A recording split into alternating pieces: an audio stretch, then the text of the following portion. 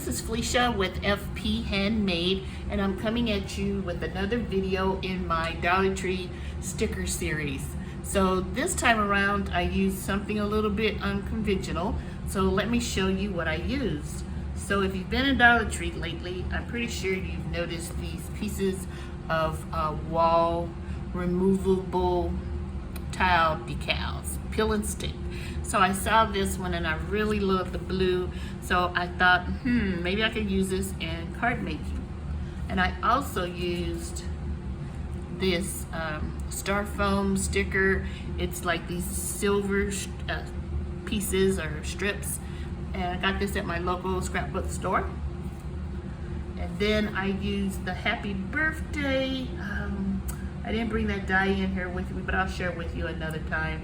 But let's look at the card.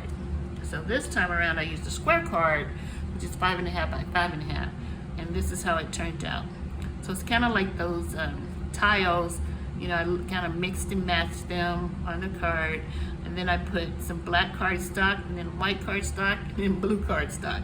I wanted to tie all the colors. It's not there many colors on here, but I wanted to use all the colors with the sticker, and then I put the silver here to hide the seam that was in between, you know, the tiles, and then this happy birthday circle that I had in my stash. So what do you think? I think it's unique.